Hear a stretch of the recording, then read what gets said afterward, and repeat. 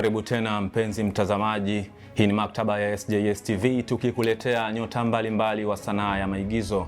Niite Mkatalunya Nabii wa Pili, na leo kwenye maktaba tuko nyumbani kwa nyota sanaa ya maigizo. Huyo hapa Kemi, tupo naye kwenye maktaba, tutakwenda kumsikia.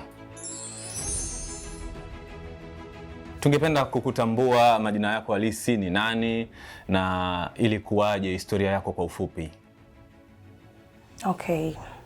Kwa jina naitwa Salia Hamadi au Rahma Hamadi. Hayo ndo majina yangu niliopewa na wazazi wangu. Ndoto yako katika sanaa ilianza ukiwa na umri gani? Ndoto yangu kwenye sanaa imeanza tangu niko shule.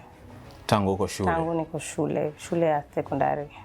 Na ilikuwaje ukaingia kwenye sanaa na kwa nini ulitaka kuwa mwigizaji? Ni kitu ambacho nakipenda na nakiweza. Na tangu huko skuli nilikuwa nachukuliwa kwenye matangazo, TAKUKURU, kwenye vitu kadha nilikuwa nachukuliwa, na nilikuwa tukicheza vile shule kama sipo mimi basi mambo hayanogi. Tunataka tujue level yako kielimu iko vipi, tungependa kufahamu pia umesomea wapi, na kama una taaluma yoyote nje na tasnia hii ya uigizaji, unaweza ukatueleza tukapata kujua machache kukuhusu. Okay. Mimi nimeishia form 6. Nilienda chuo lakini sikumaliza. Nikaolewa. Nikaolewa mdogo sana, lakini ndio hivyo. Sasa hivi niko single. Pia nafanya biashara. Kwa sasa hivi mimi ni mfanya biashara, nafanya mjasiriamali. Mjasiriamali. Na elimu yako ulipatia Zanzibar? Hapana. Mimi elimu yangu ilianzia Tanga. Ikaja Dar es Salaam. Okay. Na huku sijasoma, huku nimekuja tayari. Umewahi kupata changamoto yoyote ile katika sanaa ambayo umewahi kupelekea wewe kutamani au kufikiria kuachana na sanaa hii ya maigizo siku moja? Changamoto kwa kila kitu ambacho unakipambania hazikosi. Okay. Yaani mpaka sasa hivi kile changamoto hazikosekani. Yaani zipo ambazo unafika wakati mtu unakata tamaa, unakwenda kwenye yani ile mnaitwa, mnakwenda, unakosa, unakwenda au unatongozwa, you see. Kwa hivyo vitu vipo sana mpaka unafika wakati unakata tamaa, unasema mimi hapa tena ngoja kwanza niache, lakini hiki kitu ni kitu ambacho ninachokipenda. Kwa unajikuta Okay. Haya mambo ya mtu kuombwa rushwa, kwa mfano rushwa ya ngono, mimi nilifikiria tu yapo kwenye mambo mengine kama labda ajira za kazi na vitu vingine, lakini mpaka kwenye tasnia ya uigizaji ya mambo bado yanaendelea. Yapo, na mtu hawezi kuambia straight, lakini unaelewa tu, wewe mtu mzima unaelewa. Kuna viashiria. Mtu hakwambii kwamba eti nipe hiki nikupe hiki. Utaona tu mtu anataka ule ukaribu ambao hauko kawaida. Experience yako ni ipi kwenye tasnia ya maigizo, na je, tutegemee siku moja kukuona ukiwa mwongozaji wa filamu kwa maana ya director, au pengine kumiliki mwenyewe kampuni yako? Hiyo ni katika kukua, ni katika yani kukua katika sana, kwa sababu sio kila siku utataka uambiwe njoo au kuna interview. Kuna siku nayo unataka kunataka kuandaa vitu vyako. Kwa mimi binafsi nategemea au na wish someday nije kuwa na kazi yangu, ni produce, nifanye vitu vikubwa. Yani mimi niwe napika vitu. Kwa sasa ni kitu gani ambacho unatamani kukiona katika sanaa yako? Natamani nijione mbali. Yani mbali kwenye kazi kubwa ambazo hapa Tanzania, Zanzibar na over the world. Kwani kwa sasa tangu ambapo umeanza kutambulika rasmi kwenye sanaa ya maigizo, una muda gani? Ni miaka mingapi sasa tangu umetambulishwa rasmi kwenye sanaa hii ya maigizo? Hilo swali nimeanza kwa sababu nimeanza ile serious kwenye hii game like 7 years ago nimeanza, lakini ilikuwa ni hapa Zanzibar. Yeah. Okay, Kemi ni nani? Tunataka tumfahamu. Ni moja kati ya uhusika ambao umehusika nao kwenye filamu, au ni jina lako halisi? Pengine tuanzie hapo. Okay, Kemi ni jina la sanaa ambalo nilipewa kwenye kazi ambayo nimeifanya. Okay. Mawio sio jina langu, ni jina ambalo nimekastiwa.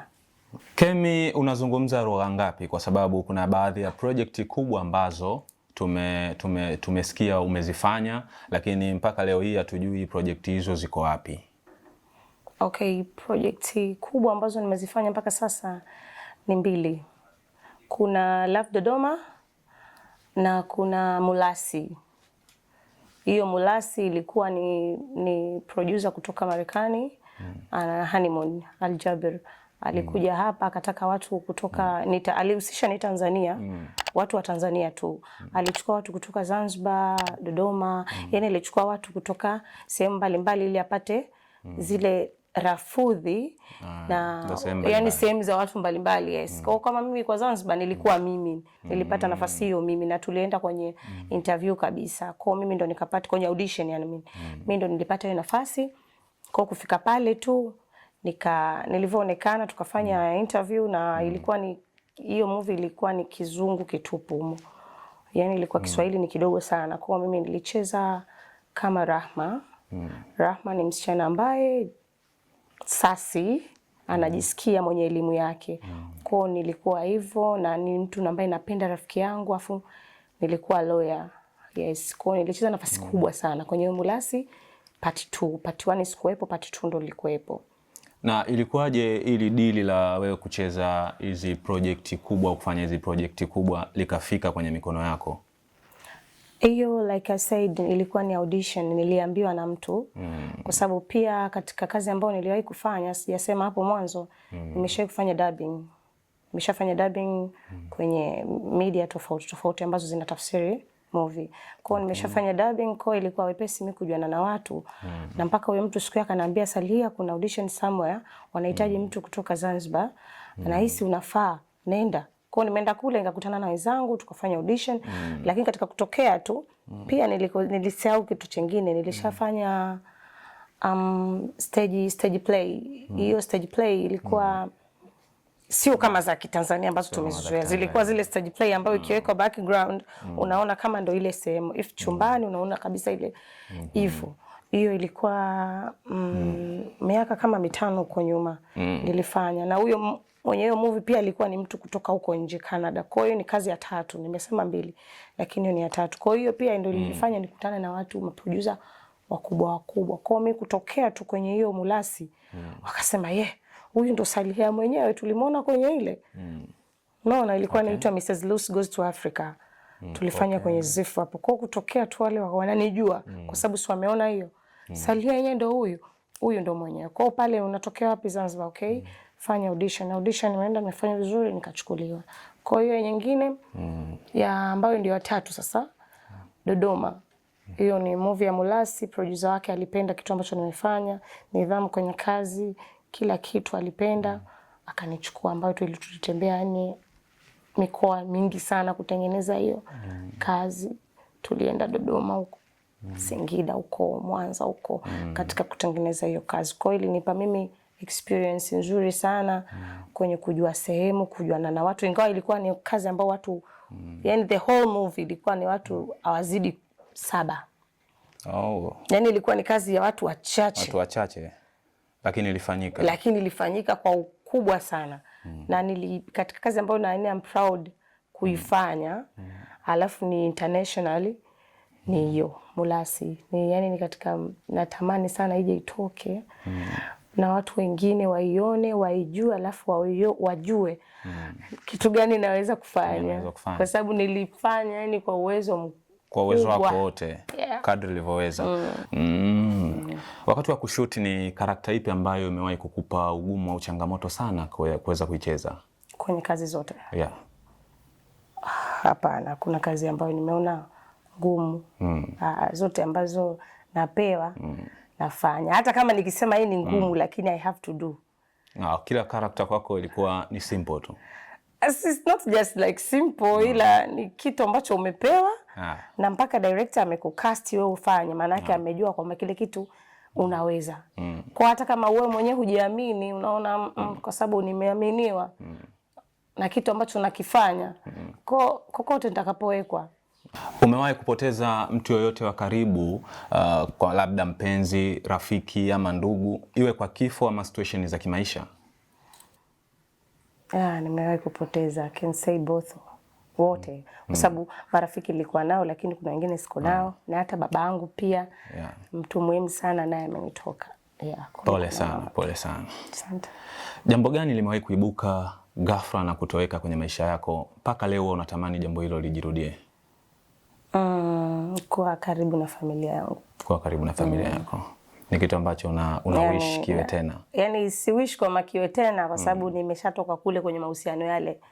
Umeona, lakini natamani ningekuwa na watoto wangu na baba yao karibu. Ila sio kwa maana muhitaji. Hapana, nisha move on, nikasha move on. Katika kutengeneza lakini watoto. Watoto. Sasa ni jambo gani ambalo wewe huwezi kulisahau? Jambo ambalo siwezi kulisahau. Jambo ambalo siwezi kulisahau. Tasbi niseme nini? Yani yote aliyoniumiza huwezi kuyasahau. Siwezi kuyasahau. Nakwambia forgive, don't forget. Okay. Ni siku gani ilikuwa ya huzuni zaidi kuliko siku zote kwenye maisha yako? Siku ambayo nilimpoteza babangu. Kwa sababu mimi ndio nilikuwa mtoto anayempenda. Kwa hiyo yani nikitoka skuli niko kazini kwa baba, namfuata kazini huko huko. Kwa hiyo siku ambayo nimepokea taarifa yake ya kifo ilikuwa the worst day. Ilikuwa huzunisha sana. Unakumbuka ni siku gani ambayo ilikuwa ya furaha zaidi kuliko siku zote kwenye maisha yako? Siku ambayo nilikuwa na mimba, alafu niko labor, daktari anakuja kuniambia mtoto amekufa. Wote wanaambia mtoto amekufa.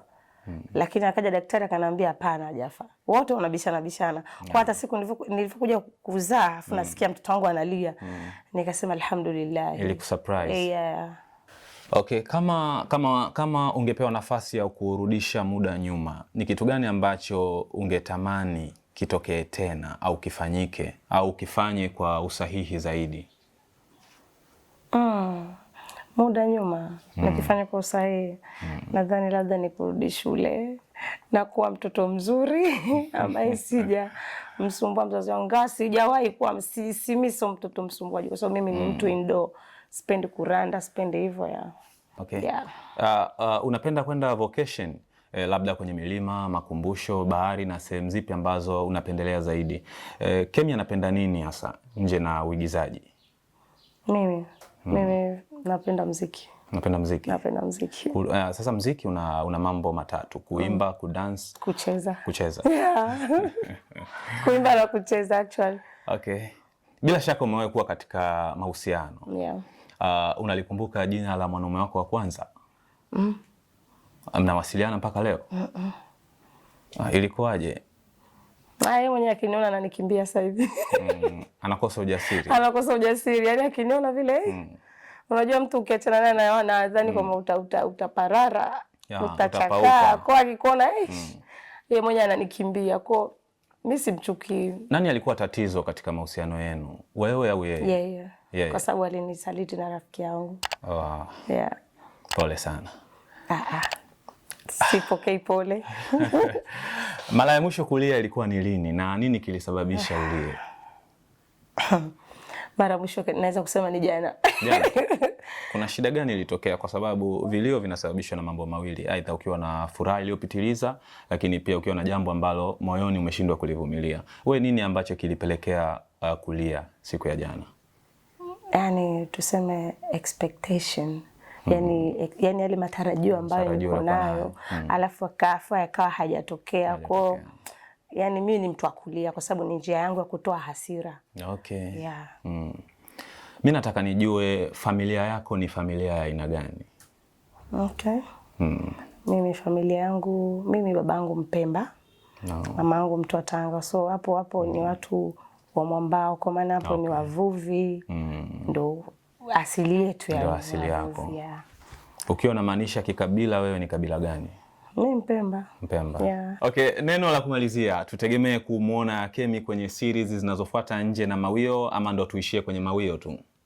Hapana. Yani tutarajie vitu vingi vizuri, vingi vikubwa, vitamu, yani just prepare. Vitu bado ni vya moto. Vitu vya moto sana. Una nini cha kuambia wasanii wachanga ambao ndo kwanza wanachipukia katika sanaa ya maigizo?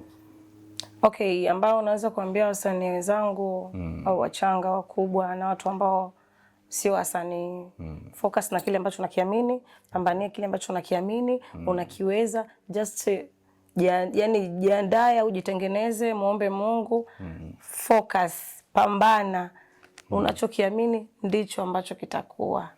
Kwa sababu kitu ambacho unakicreate ndio kitu ambacho kinakuwa. Ukisema siwezi, huwezi. Huwezi kabisa. Aya, ukisema naweza, unaweza. Okay, anamaliza kwa kusema focus na upambanie kile ambacho unakiamini. Huyu alikuwa ni Kemi ambaye tulikuwa naye leo kwenye maktaba ya SJS. Tuliambiwa hata kwenye meza ya bure kula ambacho unaweza kulipia. Hivi ndivyo ambavyo una sign out siku ya leo. Tano za nguvu kwa Rafika Afrika nyuma ya kamera. Ulikuwa nami Mkatalunya Nabii wa Pili kutoka maktaba. Hii ilikuwa ni SJS TV.